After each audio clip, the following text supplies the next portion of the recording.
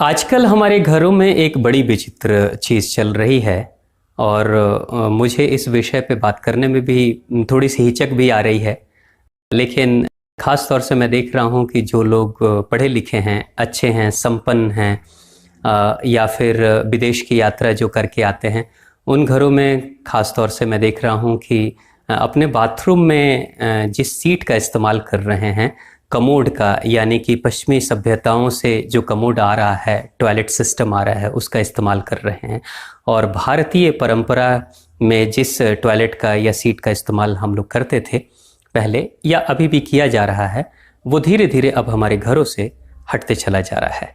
और हम पाश्चात्य देशों की नकल कर रहे हैं और उस दिशा में आगे की तरफ बढ़ रहे हैं। मगर एक बहुत गहरे विज्ञान से अपने शरीर को दूर करते चले जा रहे हैं और नतीजा ये हो रहा है कि कमर का दर्द, पैरों का दर्द या जोड़ों का दर्द, गठिए का दर्द, आर्थराइटिस की समस्या या डायबिटीज़ की प्रॉब्लम या बीपी की समस्याएं, अनेकों तरह की बीमारियों से हमारे घर के लोग ग्रसित होते चले जा रहे हैं। एक बात जो बहुत महत्वपूर्ण है, जिसके ऊपर हमें दृष्टि डालने की ज़रूरत है कि पाश्चात्य देश के लोग, पश्चिमी देश के लोग या यूरोप या अमेरिका के देश के लोग, यानी जो लोग ठंडे प्रदेशों में रहते हैं, उन्होंने ख़ास तरह के कमोड का इस्तेमाल किया और उस कमोड को जो कुर्सी नुमा है, कुर्सी की तरह है, उसके ऊपर वो बैठकर फ्रेश होते हैं।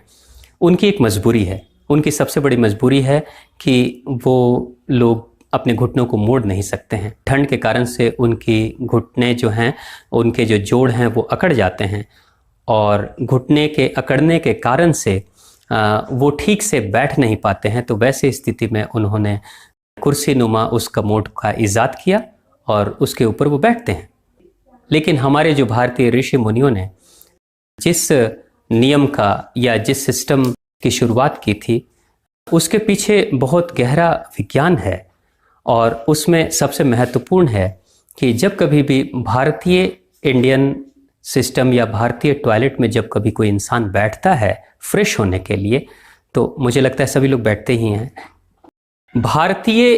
कमोड सिस्टम में, भारतीय टॉयलेट में जब कभी भी कोई इंसान फ्रेश होने के लिए बैठता है तो दो घटना घटती है जो बहुत महत्वपूर्ण है। एक तो पेट के यानी नाभि के नीचे के जो हिस्सा है, बड़ी आंत का हिस्सा है, उस पर प्रेशर पड़ता है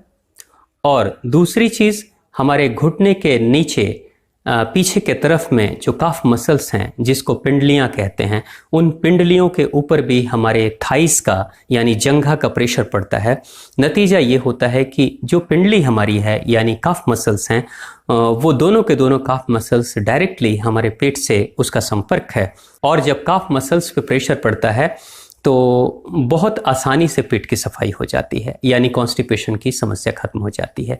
अब कुर्सी नुमा कमोड पे जब कभी कोई इंसान बैठता है तो बैठने में सुविधा तो होती है, घुटने पे दबाव नहीं पड़ता है, लेकिन न तो पेट के निचले हिस्से में यानी बड़ी आंत में कोई प्रेशर पड़ता है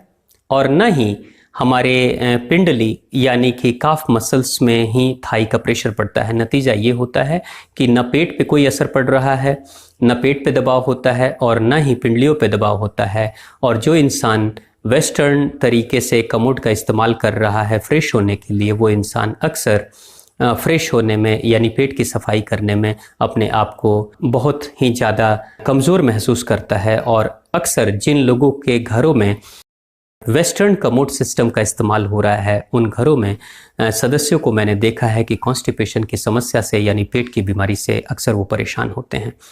भारत में इस तरह की चीज़ें न इस्तेमाल की जाएं तो ज़्यादा बेहतर है। मैं तो ये भी कहूँगा कि जिन देशों में जहाँ का वातावरण या मौसम ठंडा है, जहाँ के लोग गठिए के दर्द, जोड़ों के दर्द, जॉइंट पेन या आर्थराइटिस के समस्या से परेशान हैं, वो लोग भी अगर भारतीय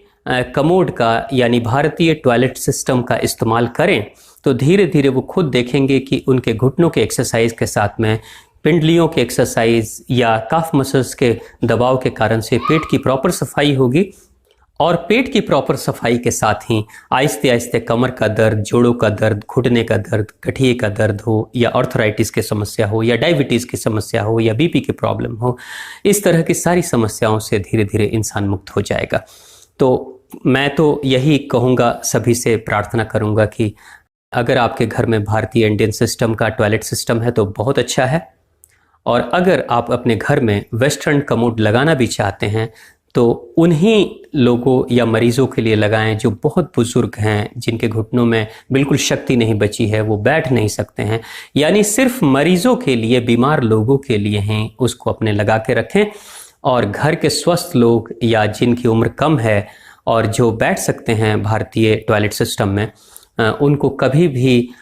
वेस्टर्न कमोड सिस्टम का इस्तेमाल करने का मौका न दें, क्योंकि अगर आप अपने घरों में वेस्टर्न टॉयलेट का इस्तेमाल करेंगे, लगातार और लंबे समय तक करेंगे, तो कब्ज की शिकायत यानी कॉन्स्टिपेशन की प्रॉब्लम आपकी कभी खत्म नहीं होगी। और कॉन्स्टिपेशन की समस्या के साथ ही आपको डायबिटीज़, बीपी या जोड़ों के दर्द या कमर का दर्द, ये सारी चीज़ें आपको बाई प्रोडक्ट यानी एक तरह से उसका आउटकम या रिजल्ट के रूप में ये सारी चीज़ें आपको मिल ही जाती हैं।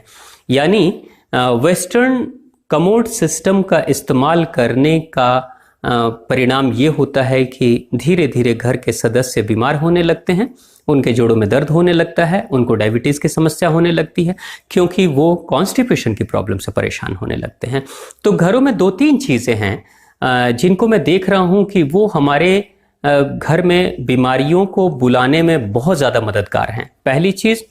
वेस्टर्न कमोड सिस्टम, दूसरी चीज़ घर में फ्रीज का होना,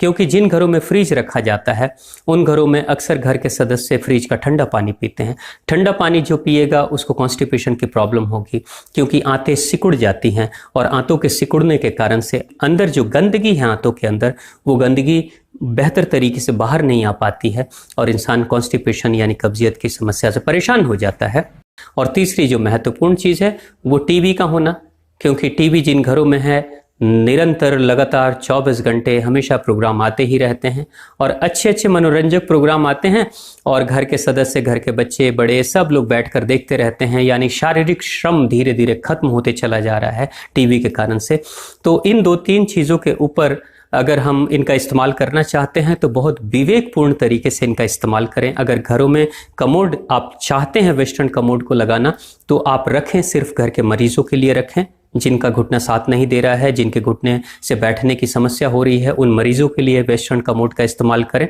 और फ्रिज का पानी तो बिल्कुल ही ना पिएं तो ज़्यादा बेहतर है, और टीवी का भी इस्तेमाल उतना ही करें जिससे कि आपके घर के बच्चों के जीवन में कोई बुरे परिणाम ना सामने आए, शारीरिक रूप से या मानसिक रूप से उनके अंदर कोई विकृति ना आए। आज की तारीख में मैं ऐसे भी बहुत सारे परिवार को देख रहा हूँ जो बहुत पढ़े लिखे माता पिता हैं, लेकिन उन्होंने धीरे धीरे अब फ्रिज का चलन कम करते जा रहे हैं, या टीवी को भी धीरे धीरे वो बहुत कंट्रोल्ड तरीके से चला रहे हैं, जब वो चाहते हैं तभी बच्चों को देते हैं। और घरों में वेस्टर्न कमोड को हटाकर अब इंडियन कमोड को ला रहे हैं, जैसा कि पहले हुआ करता था। तो हम किसी भी अच्छी चीज़ को, जो अच्छी चीज़ें चाहे दुनिया के किसी भी कोने में है, उसे ज़रूर अपनाएं, और किसी भी नई चीज़ को अपनाने से पहले बहुत विवेकपूर्ण तरीके से उसके ऊपर विचार विमर्श करें और तब जाकर उसके अच्छे या बुरे परिणाम के बारे में सोच कर ही तब उसे अपनाएं या इनकार करें। तो मैं देख रहा हूं कि घुटनों के दर्द में, गठिए के दर्द में या कॉन्स्टिपेशन की समस्या के होने में जो महत्वपूर्ण योगदान कर रहा है वो वेस्टर्न कमोड सिस्टम है। तो बेहतर तो यही होगा कि अगर आपके घर में है तो उसे बदलने की कोशिश करें, नहीं है तो बहुत अच्छा है, आगे कभी भी ना लगाएं, और अगर लगाना भी है तो सिर्फ मरीजों के लिए लगाएं। धन्यवाद, आपका दिन शुभ हो।